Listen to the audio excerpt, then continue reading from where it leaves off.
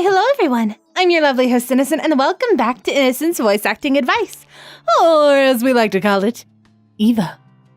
Today's topic is favoritism in casting. Now, although it's not nice to hear, favoritism in casting happens all across the acting field. Casting directors do pick favorites when casting, all the time. Even in, AAA titles, there's favoritism. So, think back to when you watched something and thought that a different actor could have done it better, or that this one actor is in a lot of whatever you're watching. This could very well be the product of favoritism. Favoritism is not as bad as it sounds. The main reason casting directors even do this in the first place is trust. Why have someone that you've never met and have no idea how they work, when you can have someone that you've worked with in the past and know what the end result is going to be? Of course, there will be outliers that are specifically doing this because they have nefarious reasons and plans afoot, but again, those are outliers. Many casting directors are tasked with a very hard job. Many don't revert to favoritism until they're stuck with a very hard choice. For example, let's say you, a casting director in this figurative thing, are tasked to choose between two people for this one role.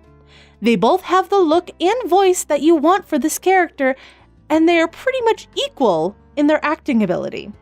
Would you go for someone you've never met, or someone that you've worked with already? Sure, branching out to new talent is good, but most people like security. This is not me saying that favoritism is a good thing. No, it's just that I understand where casting directors are coming from when they're doing it. It's a tough job to have, and they have to tell no to a lot of people and yes to only a handful. It sucks. This is also why many casting directors hold closed auditions instead of public ones. It cuts down on the amount of no's they have to give out, and it's from a pool of people they trust. Hell, most casting directors don't even give out no's anymore. Most just say thank you and only contact the person they want for the role. Sometimes they don't even give a thank you.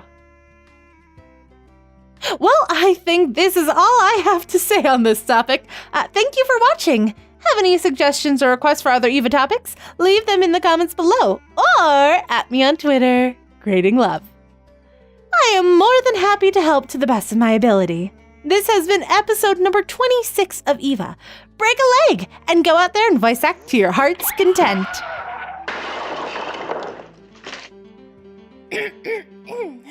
We never speak of that.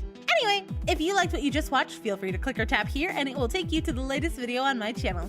Or you can let the YouTube algorithms choose a video it thinks you'll like. Magic! And of course, you can click or tap over here to subscribe to my channel if you haven't already. Come join the cult! We're always open to new members. Anywho, I hope to see you all soon. Peace out. Bye-bye!